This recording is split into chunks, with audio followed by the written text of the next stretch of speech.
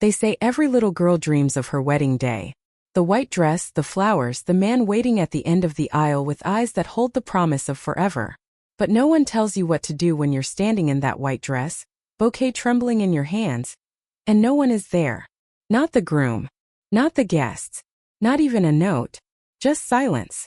Deafening, soul-crushing silence. The late afternoon sun filtered through the stained glass windows of St. Mary's Chapel, casting dancing patterns of pink, blue, and gold across the marble floor. Ivy Langston stood alone in front of the altar, her fingers clutched tightly around a now wilting bouquet of ivory roses. Her veil had begun to slip from her curls, and her lipstick, once perfectly applied, now held the faint tremble of someone who had bitten her lips far too many times trying not to cry. The silence inside the chapel was eerie, like time itself had paused to witness her humiliation. She should have known. She should have listened when her sister warned her about Ethan. Should have paid attention to the way his smile never quite reached his eyes, or how he checked his phone even when she spoke about things that mattered to her. But love, or at least what Ivy thought was love, had a way of blinding you. Her hands trembled as she pulled her phone from the pocket sewn into her dress, desperately hoping for some sort of explanation. No missed calls. No texts. Nothing. Then, as if the universe couldn't resist twisting the knife, her phone buzzed. One new voicemail. From Ethan. With shaking fingers she played it. Ivy, I can't do this. I thought I could, but I can't. I'm sorry. You deserve someone better. Don't look for me. That was it. No apology. No shame. No remorse. Ivy didn't scream. She didn't cry. She just stood there as the room around her faded. The world had suddenly become very small and very quiet. It was like everything in her had shut down. She had built her life around a man who didn't even have the courage to face her. Minutes turned into an hour. Her bridesmaids had left long ago, embarrassed or unsure of what to say. The priest had quietly stepped out, his eyes downcast with pity. The chapel sat empty except for her, and that damn silence. She didn't remember walking out. She only recalled the weight of her dress dragging through gravel, the hem catching on the dusty path as her heels clicked toward the open field behind the church. That's when she saw him. A man sitting on the tailgate of an old rusted pickup truck, sipping from a dented thermos.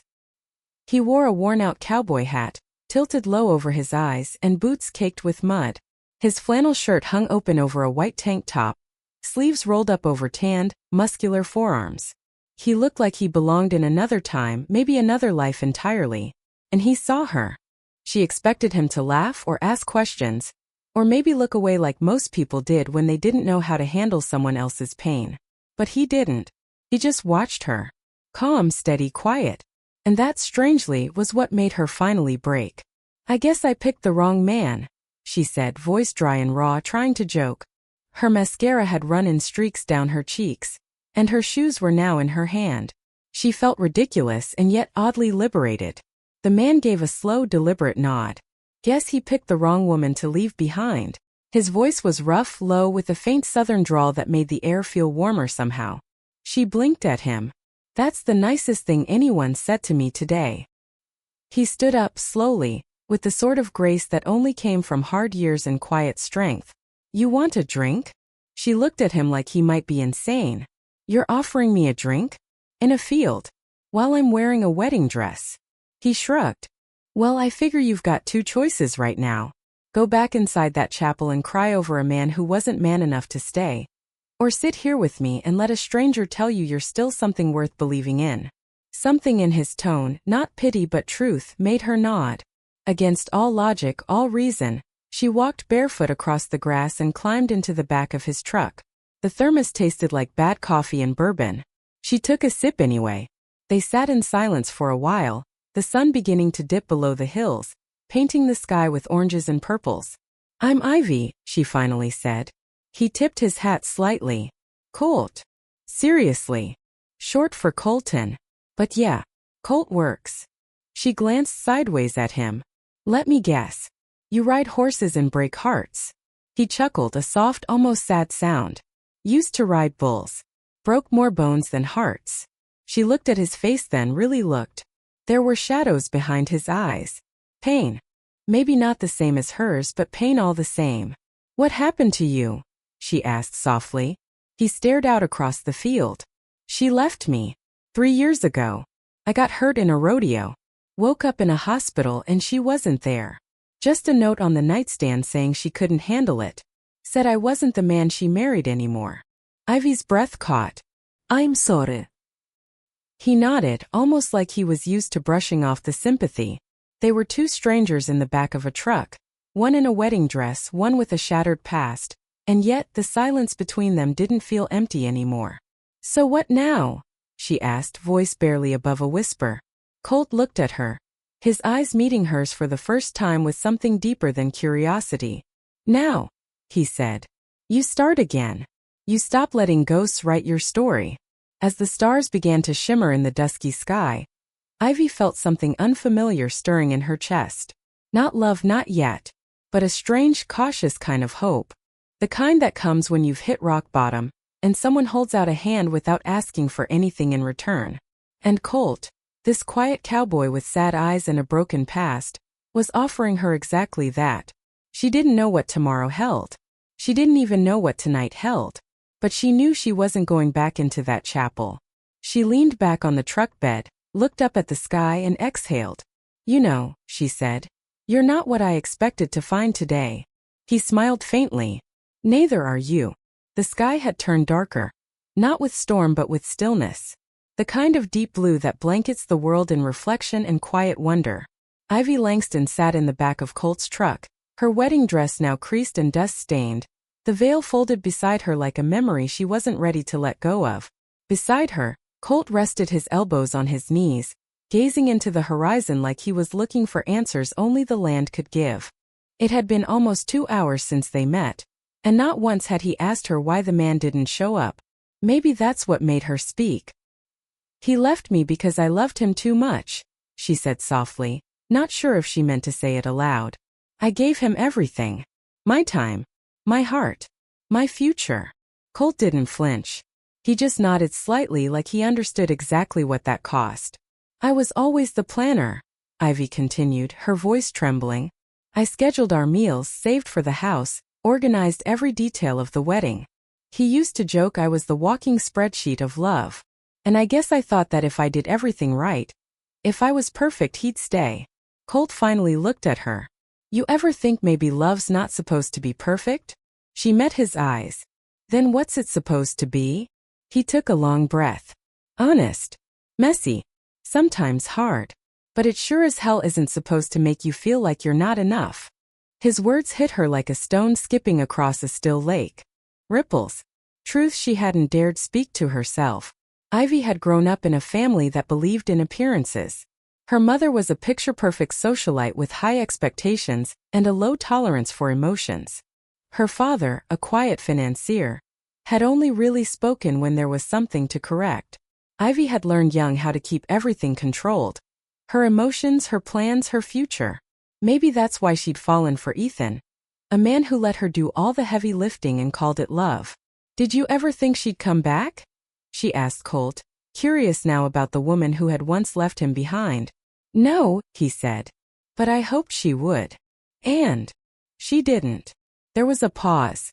I stopped waiting after the first year, he added. The second year I stopped blaming her. I started blaming myself. Ivy studied him in the dim light. What could you have done wrong? I made everything about being strong, he said. Strong for the rodeo. Strong through injury. Strong enough not to need help. And I guess somewhere along the way, I forgot that she needed to feel needed too. It was a quiet confession. Vulnerable in a way Ivy wasn't used to seeing in men. Especially men like Colt. Weather-worn, silent types who usually kept their pain behind a smirk or a bottle. Do you miss the rodeo? She asked. Every day. But not as much as I miss waking up next to someone who believed in me. That answer wasn't for sympathy. It was just true. Suddenly, Ivy realized something she hadn't before. Pain didn't make them weaker, it made them human. It built rooms inside people that only the right kind of understanding could enter. As the truck creaked beneath them and the night began to hum with distant crickets, a silence settled between them again. But this time it felt like space. Like something was growing there, slow and unsure but real. Colt reached behind the seat and pulled out a folded blanket. Without a word, he laid it over her lap. She gave him a look.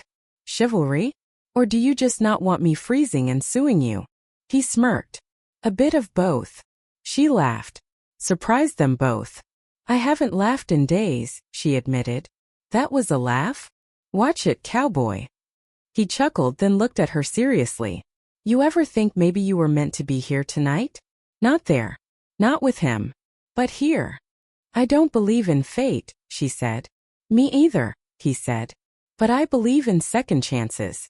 Even the kind that show up in muddy trucks behind empty chapels. She looked down at her hands. I don't know what I'm supposed to do tomorrow. Tomorrow, he repeated. Eat pancakes. Take a walk. Remember what breathing feels like. You don't have to figure out forever tonight. It sounded so simple, so impossibly kind, it almost made her cry. She brushed her hand across her cheek and said quietly, You're not like anyone I've ever met. And you, Colt said, are the bravest person I've ever seen in a wedding dress. They sat until the stars were thick in the sky. He offered her the passenger seat for the night. You're not driving like this, he said. And I'm not letting you walk back to town at midnight. Where would I even go? She asked.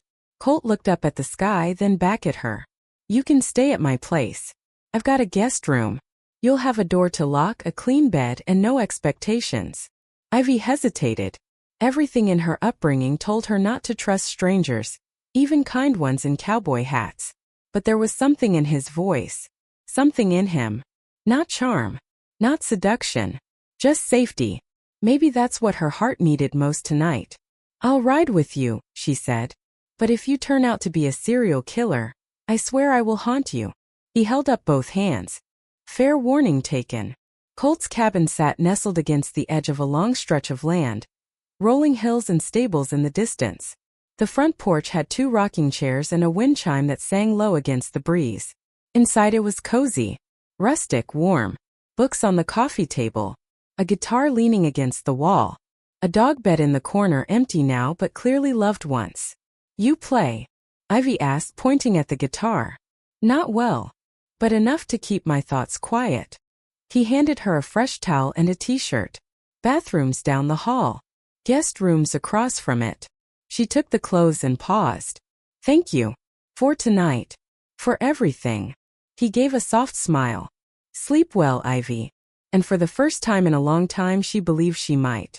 That night, Ivy lay in a stranger's home wearing a borrowed shirt and her heart in pieces, but for once she didn't feel abandoned.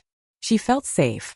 She stared at the ceiling and let herself think of all the things she'd forgotten to want. Laughter without conditions. Mornings without pretending. Someone who stayed not because they had to, but because they chose to. She didn't know what Colt was thinking in his room down the hall, but she knew he wasn't thinking about leaving. And that for now was enough. Morning broke slowly over the Langston Ridge, the golden light creeping through the blinds of Colt's guest room like a hesitant visitor. Ivy stirred beneath the covers, eyes fluttering open to the unfamiliar warmth of a room that smelled like pine wood, dust, and something faintly cinnamon-like. For a split second she forgot everything. The wedding. The voicemail. The walk in her dress through gravel and weeds. Then it hit her, not like a slap, but like a weight returning to her chest after a dream of floating. She sat up, brushing her fingers through her tangled hair, still wearing Colt's oversized shirt. It hung off one shoulder, cozy but strange. She glanced around. The room was simple. Wooden walls, a small shelf of books, a single framed photo of a horse beside a lake. It was a space built for peace, not for grieving brides. From the kitchen, she heard the sound of a coffee pot percolating. She didn't expect it to make her smile, but it did. She padded down the hall barefoot, stopping at the edge when she saw him, Colt, standing by the window, mug in one hand, shirt slightly wrinkled, his hair messily damp. He must have just come in from feeding animals, judging by the boots by the back door and the streak of hay clinging to his sleeve. He didn't look at her. But he said, "Mornin'," like he already knew she was there. "Morning," she replied, voice scratchy with sleep. He handed her a mug. "It's strong. You've been warned." "I need strong," she said, gripping it like it might hold her together. For a few minutes they just stood in the kitchen, Two people who had met less than a day ago but already knew too much about each other. I called my mom, Ivy finally said. He looked at her. How'd that go? She asked if I was coming home and I said I didn't know, Ivy replied. Then she asked if I still wanted to keep the gifts. Colt raised an eyebrow. Not how you were doing.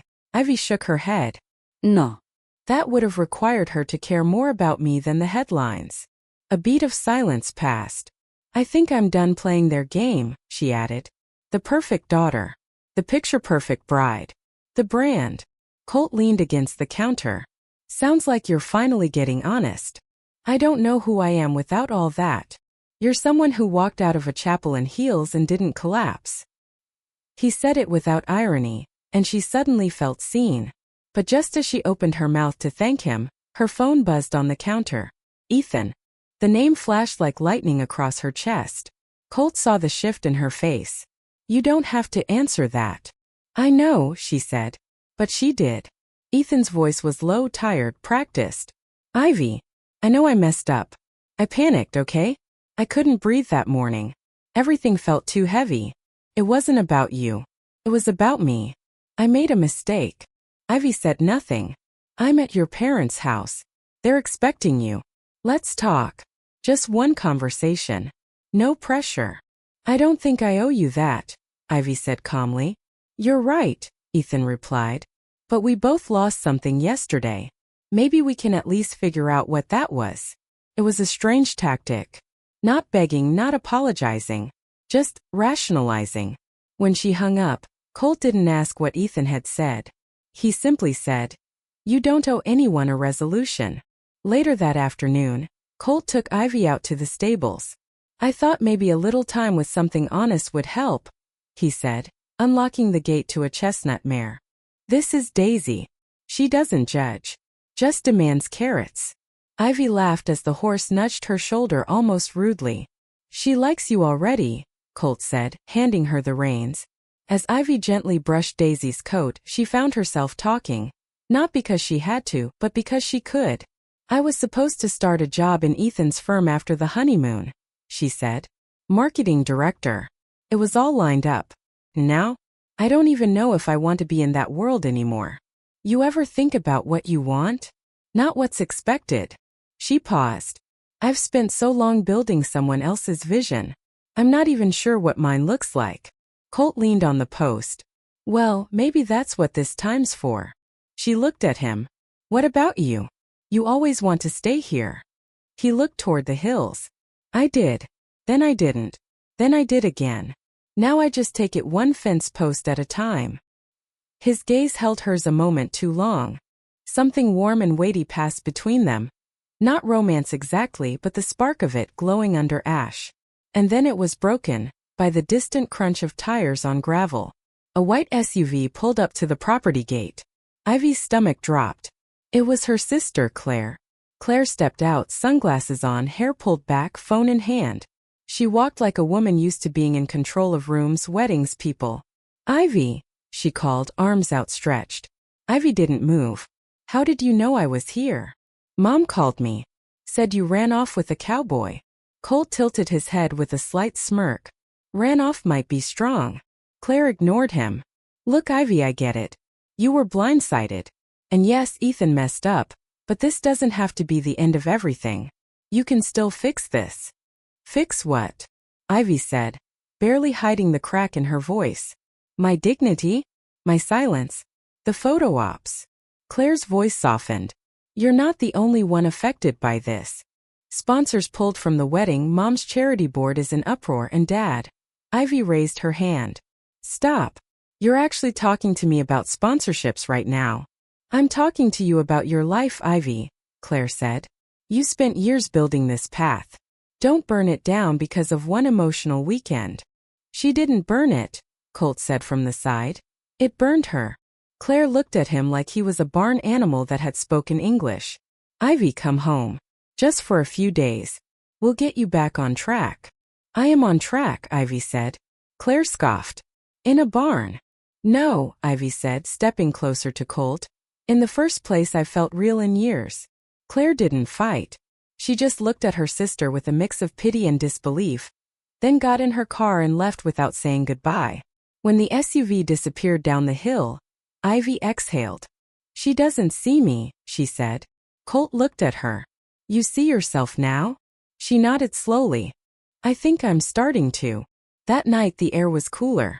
A faint wind tugged at the porch chimes. Ivy stood outside, wrapped in one of Colt's flannel shirts, watching the stars. He stepped out beside her, silent for a while. Then he said, "There's something I didn't tell you." She looked at him. "What?" He didn't meet her eyes. "The woman who left me. She didn't just walk away because I got hurt. She left because I pushed her. I didn't want her to see me broken. I made it easy for her to go." Ivy took that in. "I'm not that man anymore," he said. "But I still live with what I did." She placed her hand over his. "You don't have to be perfect to be good." He looked at her, then really looked. And for a flicker of a moment it was all there. The pull. The longing. The beginning of something that scared them both. "I don't want to be another wound," Colt said quietly. "You're not," Ivy whispered. "You're the first person who didn't make me feel like one." The wind picked up the next morning, sharp and restless, as if the world itself sensed what was coming. Ivy stood by the window of Colt's cabin, her hands wrapped around a cup of coffee she hadn't touched. Outside, the sky hung low and gray, the kind of weather that made memories louder. She hadn't slept. Not really. Her mind kept replaying her sister's words, her mother's indifference, Ethan's voicemail, and something else too. Colt's confession. "I made it easy for her to go." They were two broken people walking cautiously around something new, something fragile. And Ivy wasn't sure if she was brave enough to let it grow, or strong enough to lose it. She flinched as the knock came. Firm. Rapide. Urgent. She opened the door and felt her entire chest constrict. Ethan. He stood on the porch in his tailored coat, dress shoes already coated with dust. He looked like a man who didn't belong here.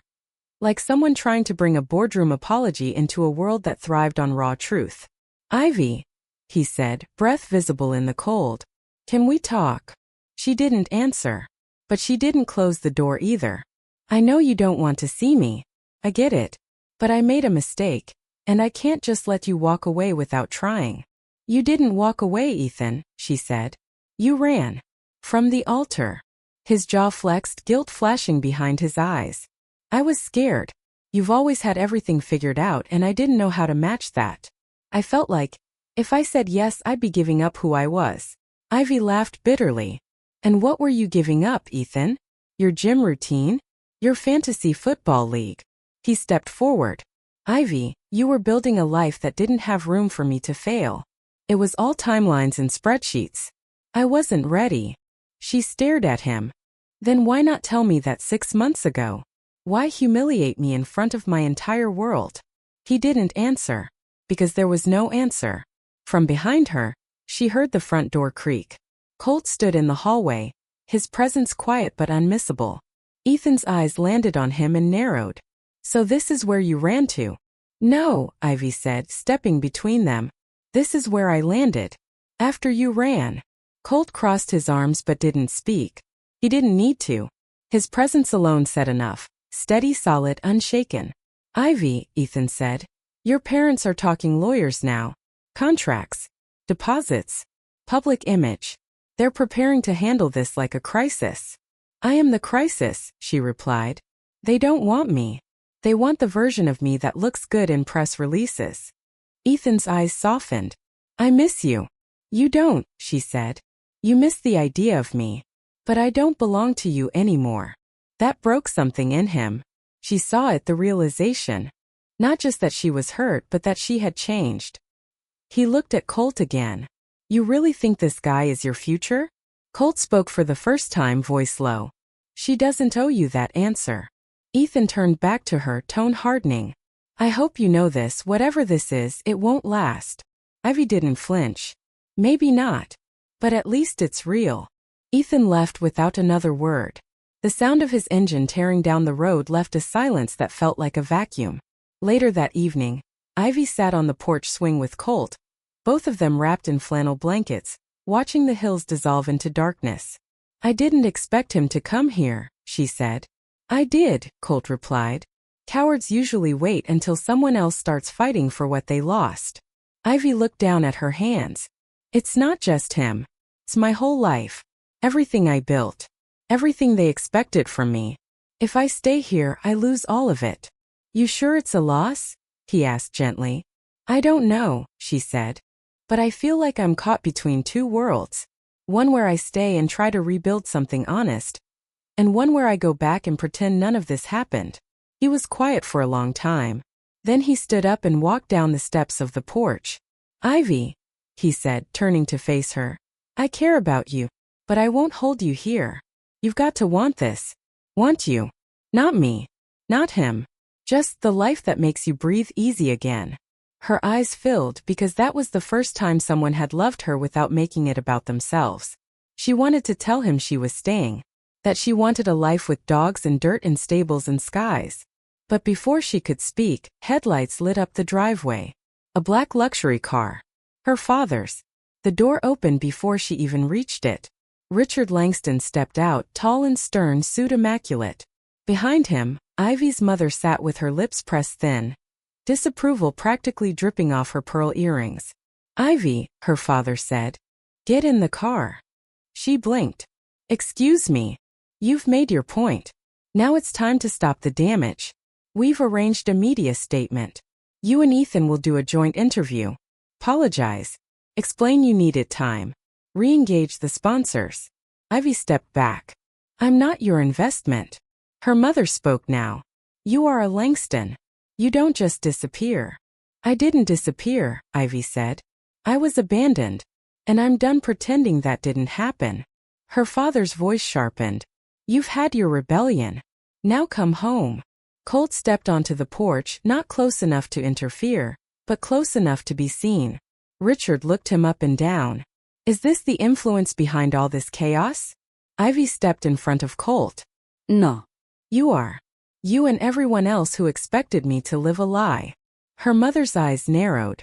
You're throwing everything away for a broken man in a flannel shirt? No, Ivy said firmly. I'm choosing myself for the first time. Her father's face went hard. Then you'll do it without our support. I always did, she whispered. They left in silence, the car disappearing into the shadows. Back inside the cabin, Ivy collapsed into Colt's arms. He held her, not as a savior but as an anchor. I'm scared, she admitted. I've never stood up like that before. I don't know who I'll be tomorrow. You'll be you, he said. And I'll be here if you want me. She looked up at him. Ido. I don't know where this is going. But I want to find out. Their foreheads touched, the distance between them closing not with a kiss, but with the promise of one. The storm was coming, but they were facing it together. The storm that had threatened all day finally broke just past midnight. Rain slammed against the cabin windows in heavy sheets as thunder rumbled across the open hills. Ivy sat curled on the couch, her knees tucked under one of Colt's heavy quilts, while he stoked the fireplace with slow, measured movements. Should have felt like peace. They had survived the confrontation with her family. She had chosen to walk away from everything, the money, the legacy, even the illusion of who she was supposed to be. In return, she had found honesty and maybe a beginning. But Ivy couldn't shake the feeling that something still hung in the air. Unsaid, unseen. The power flickered. Once. Twice. Then held. Colt turned to her. You all right? She nodded. Just thinking. He sat down beside her, and for a moment they just listened to the storm together. Then Ivy asked the question that had been lingering since the day she arrived. Why didn't you leave this place? Colt looked at her. You mean after she left? She nodded. You had no reason to stay. Nothing holding you. His gaze dropped to the flames. That's not exactly true. There was a long pause. A flicker of something unreadable in his eyes. She wasn't the only reason I stayed behind, he finally said. There was someone else. Someone who needed me. Who? Ivy asked. Colt opened his mouth, hesitated. Then the knock came. Rapid. Desperate. Unrelenting. They both froze. It was nearly 1 a.m. Colt stood slowly, walked to the door and opened it. A woman stood in the rain, drenched, pale, shaking. She looked younger than Ivy, maybe mid-20s, with striking blue eyes and jet black hair plastered to her face. Her arms wrapped around her stomach as if she were holding herself together. And she looked straight past Colt to Ivy. "Ivy Langston?" the woman asked. Ivy stood slowly. "Yes." The woman stepped forward, her voice cracking. I'm sorry to just show up like this. But you need to know the truth. About Ethan. About why he left." Colt stepped between them. "Who are you?" The woman's lip trembled. "My name is Lara. And I'm pregnant. With Ethan's child." Ivy's entire world spun. No. That can't be. "He promised me he'd tell you," Lara said, voice breaking. "But when he didn't show up to your wedding, I thought maybe he chose me. Then I saw the news. And I realized he didn't choose either of us. He just ran." The rain picked up. Ivy swayed slightly and Colt reached to steady her, but she stepped back. "I need a minute," she said, turning away, walking blindly toward the back door. The storm outside had nothing on the storm inside her. Ivy stood under the overhang at the side of the cabin, rain blowing sideways across her face as she tried to make sense of it. Ethan. The man she almost married. The man she defended. The man who shattered her. Had been living a double life. And now he was going to be a father. A betrayal so deep it made her bones hurt. She didn't cry. She couldn't. The shock hadn't even settled into grief yet. It just sat in her chest like lead. Colt found her a few minutes later. An umbrella in one hand. "She's still inside," he said quietly. Ivy nodded. "Let her stay." "You sure?" "I'm not mad at her," Ivy whispered. "She's not the villain here." He stood beside her, silent. Then she looked up at him, her eyes fierce despite the storm. "Did you know?" "No," Colt said without hesitation. "I swear." "I believe you," she said. "But I don't know what to do now. I thought leaving Ethan was the hardest part. Now I realize. I never even knew him." Colt placed a hand on her shoulder. "Sometimes the truth breaks everything so it can be rebuilt right." Ivy turned to him. "I don't want to rebuild." "You don't have to," he said. "Not tonight." She leaned into him. Just for a moment. Just long enough to feel something steady. The next morning the storm had passed. Lara sat quietly at the kitchen table, sipping coffee Colt had made. She looked small, apologetic, broken in her own right. "I'm sorry I showed up like that," she said. "You did what I couldn't," Ivy replied. "You told the truth." Lara's hand shook. "I wasn't trying to ruin anything. I couldn't carry it alone anymore." Ivy nodded slowly. "He told me he panicked. That he wasn't ready for a life with me. But now I know. He left because he'd already destroyed it with someone else." Lara's eyes filled. "He told me he was leaving you. That your relationship was cold. Structured. But it wasn't true, was it?" "No," Ivy said, voice trembling.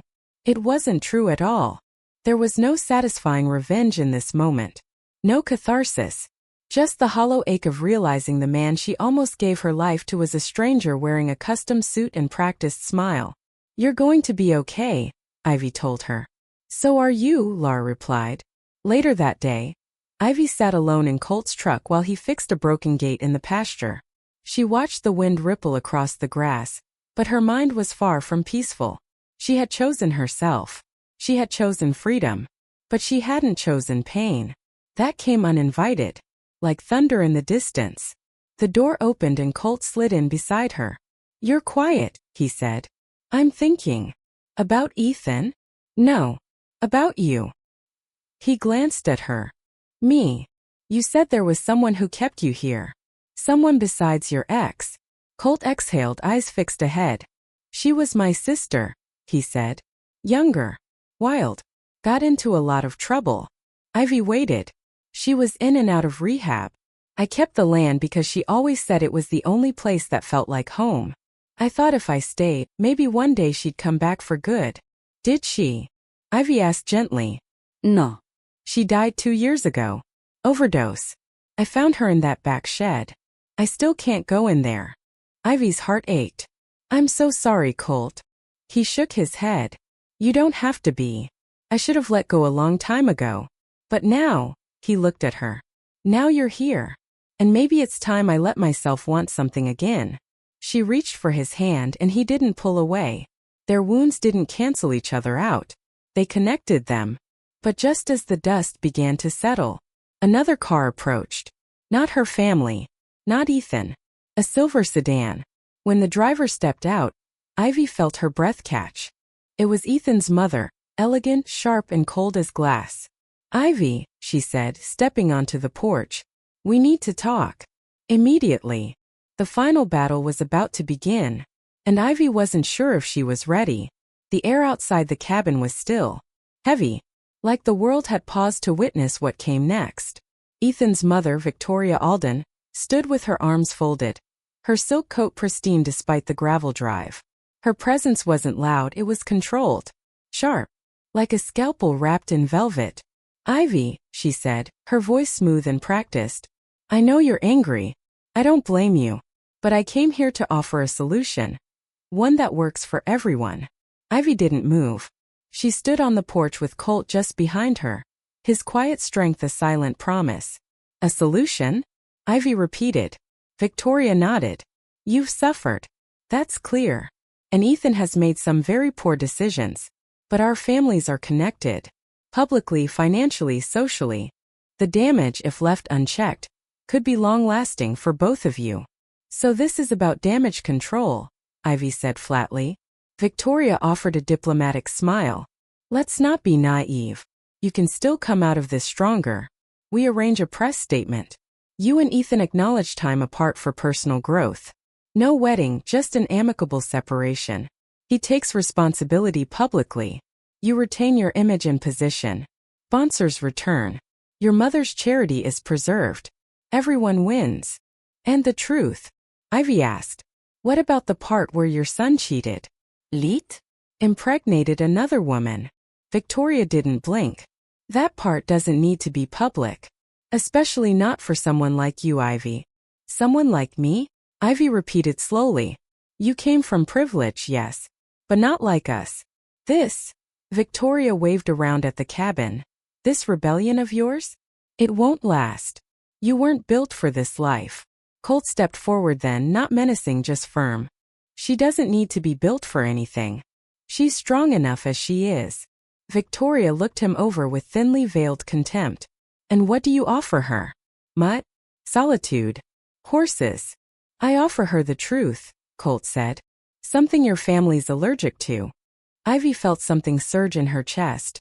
Not anger, not panic. Clarity. She stepped closer to Victoria. "You're right about one thing. I wasn't built for this life.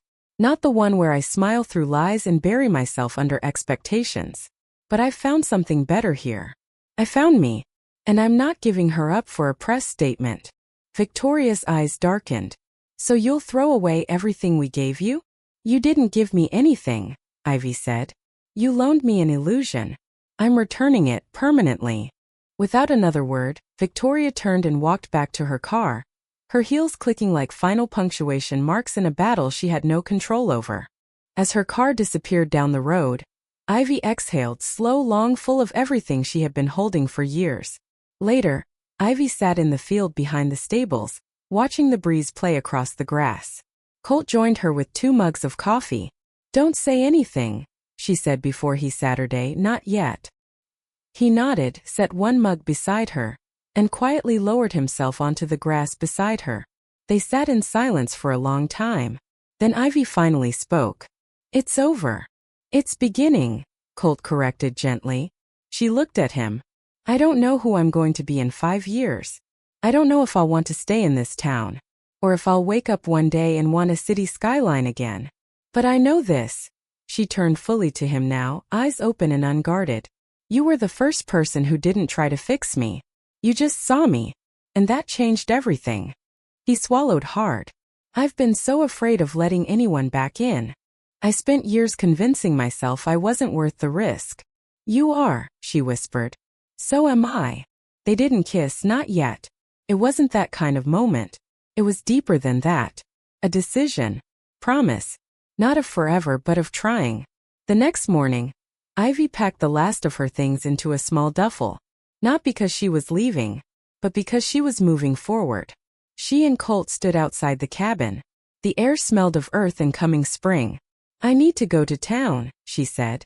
Face people. The ones who know me and the ones who only think they do. I'll be here when you get back, Colt said. She smiled. That's all I need. As she drove down the hill in Colt's truck, the same one she had once climbed into in a wedding dress, she passed by the chapel where everything had fallen apart.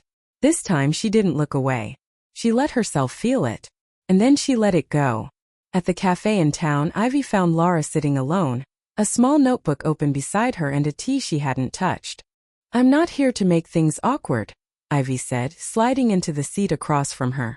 Laura blinked. Then why? I'm here because I don't want either of us to carry his mistakes anymore. Laura nodded slowly. I'm not keeping the baby. The words landed like a dropped plate, sharp, sudden, fragile. I thought I could do it, Laura whispered. But I can't do it alone. And Ethan, he's already vanished. He doesn't want this child. He doesn't even return my calls.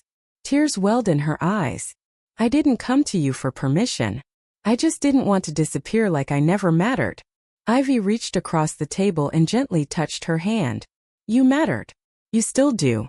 What you choose now, that's your story to write.